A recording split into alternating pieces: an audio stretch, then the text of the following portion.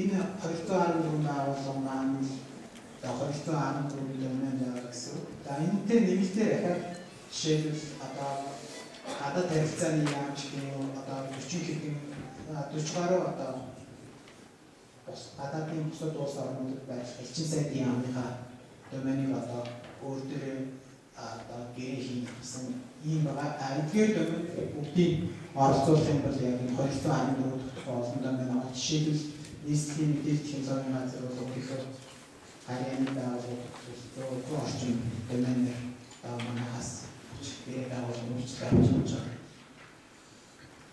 За үндсний дата төвөөс үйлчилгээг хөрөлтэй дараалал ерөнхийдөө 3 дарааллын дагуу төрийн байгууллагууд үйлчлэл өргөж байна. Ерөнхийдөө эхлээд төрийн байгууллагуудаас ирсэн хүслийг албан бичгээр авч байгаа. Тэгээ үүний үндсэн дээр тухайн одоо үйлчлэгийг олох боломжтой. Жишээлбэл доменээр захин нэрийн үйлчлэл авах тухайн домен одоо манай журам тохирч байна уу гэсэн үндээс хоорондоо ярилцсны үнднээс тухайн одоо тохирох домен нэрийг жишээлбэл тусаж өгч байгаа. Ингээд хоёр талаас гэрээгээ харилцан баталгаажуулсан үндсээр бол бид нар үйлчлэгээ өгөх зарчмаар бол явж байгаа. Яг энэ дарааллыг үзүүлж байгаа шалтгаан нь ерөнхийдөө төрийн их байгууллагууд захин үйлчлэгийг авах шууд албан хүсэлтэд гаргачаад одоо шууд эрхээ авах шаардлагатай байна. Тэгэхээр яг энэ үйлчлэгээний дагуу бид нар хэрвээ шаардлагатай бол гэрээгээ байгуулаас нэгэн таван үйлчлэгийг өгчтэй шүү гэдэг мэдээлсэн юм. За захин хуудас байршуулах төрийн байгууллагуудад бол захин хуудас захин шоудын үйлчлэгийг үзүүлэх одоо нөөцийг тэнцвэртэй хуваалцах үүднээс бид нар журам боловсруулсан мэдээлэл шууд харилцаа технологийн газар батлуулсан байна. За энэ журмд бол төрийн байгууллагуудад үнэгүй хүргэх захин үйлчлэгээний яга үнэгүй багц гэдгийг бол бид нар тодорхойлчихсан байна. За жишээлбэл дискний багц амжуул 600 МБ энийг бид нар одоо өөрсдийнхөө дата төдөө байршиж буй нийт захин хуудаснуудын хэмжээнд дээр судалгаа хийсэн үндснээр гаргасан байна.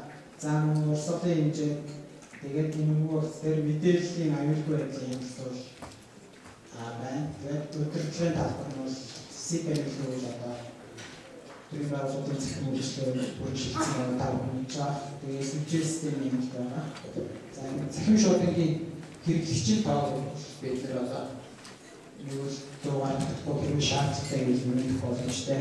Ингэснээр бол одоо энэ үнэгүй багцаар төрийн байгууллагуудын захин үйлчлэл домен дээр захин шуудын үйлчлэл авсан байгууллагууд маань одоо захин шуудын үйлчлэгийг үнэгүй ашиглах боломжтой болж байгаа. Өмнө нь бол одоо манай төрийн байгууллагууд домен дээр захин үйлчлэгийг үнэгүй байсан. Захин шуудын үйлчлэгийг бол тусдаа 3 багцаар үйлчлэл хийсэн байна.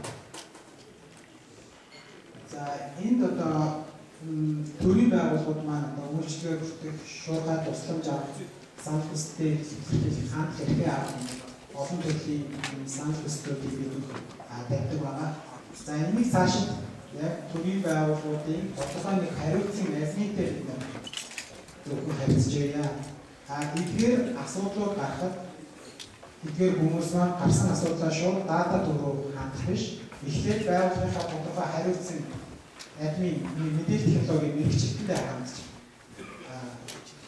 санал хүсэлтээ шийдвэрлүүлээд хэрвээ шаардлагатай бол дата төрөөр хандаж одоо тухайн санал хүсэлтийн шийдвэрлэх зарчмаар яваа гэсэн ийм одоо санал биелүүлэлт төвшүүлж байгаа. Нэгснээр бол одоо манай дээр ирж байгаа нийт санал хүсэлтүүдийн ихэнх нь бол маш их давхарцдаг байгаа.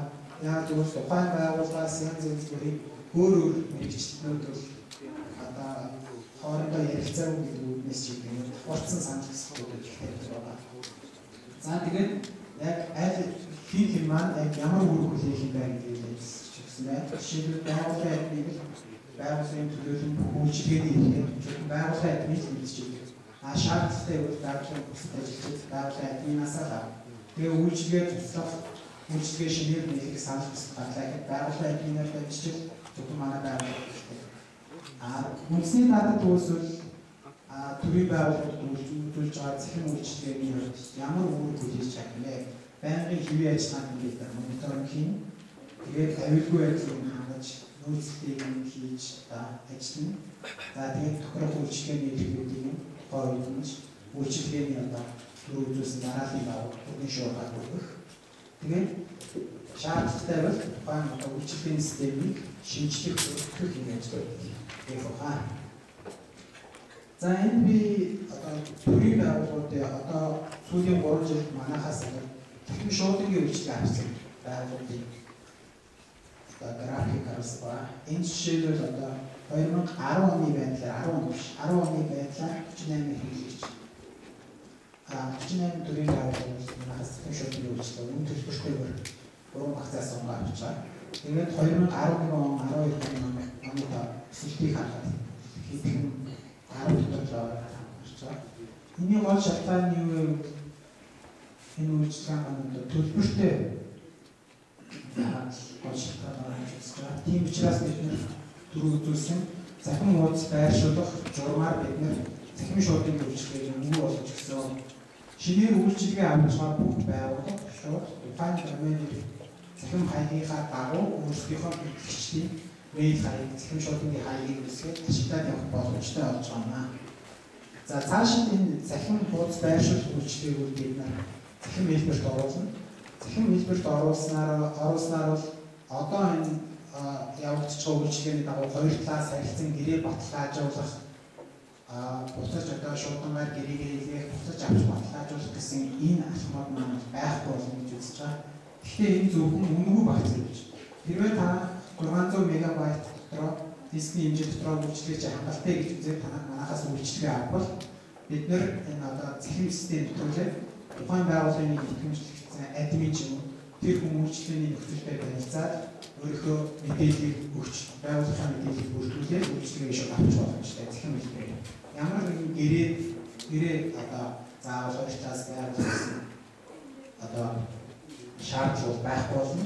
Харин энэ 600 мегабайтын багцаас хэтрээд захин шуудангийн ашиглалт захин хуудасны хэмжээг хэтрээд ирэхээр энэ үн төлбөртэй болж ирэх ба энэ үн төлбөртэй болсон тохиолдолд бол заавал төрийн байгууллагуудтай гэрээ байгуулах шаардлага гарч байгаа. Яг л төрийн байгууллагууд нь ямар нэгэн төлбөр тооцоо хийх тохиолдолд бол санхүүгийн баримт төлөх ёстой байна. Ийм учраас энэ багцаас хэтэрсэн хэрэглэгчдүүд заавал гэрээ байгууллагын үйлчлэгээний төлбөр төлснөөр үйлчлэгийг хаашид явуулна. За эдгээр 46 түрүү зүйлсэн 46 мэйл хэрэглэгчдээс 44 байгууллага нь манай байгууллагын хуучин мэйл серверээр үйлчлэгийг авч ирсэн байгууллагууд байгаа. Тийм учраас эдгээр байгууллагуудыг цааш бид ямар нэгэн тодорхой төлөвлөгөө гаргаад шинэ систем рүү энэ шинэ захин хуудас байршуулах багц руу шилжүүлэхийн тулд заавал эдгээр байгууллагын хэрэглэгчдийн үйлчлэгийг шилжүүлэх шаардлагатай гарч байгаа. Тэгэхээр энэ үйл ажиллагааг хийхдээ бид төрийн байгууллагууд бол тодорхой төлөвлөгөө гаргах, тухайн төлөвлөгөөнийхөө дагуу холбогдох мэргэжлүүдээ бидний ажилд туслалцаа үзүүлнэ гэсэн албан хүсэлт явуулна. За энэ дунд бол манай хуучин мессежээс захин шуудангийн үйлчлэгээ авч байгаа байгууллагууд байгаа. Тухайн байгууллагуудын админууд энэ ажлыг хийх үйл ажиллагаанд хэрэгтэй оролцож шилжүүлэлтийн ажлыг төрийн шуургай хийх гэж найдаж байна. За тэгээд одоо энэ дата төвөөс цааш хөгжүүлэх үйл ажиллагааг үйлчлэгтэй холбоотойгоор бидний 5 хүн төгсөн санал асуулга байгаа. Энийг та нар идэвхтэй бүгэлж өгсөн нь бидний цааш тийм үйлчлэгээ үйл ажиллагаанд хувь нэмэр олгох хийх байна. За гайхалтай санал байна.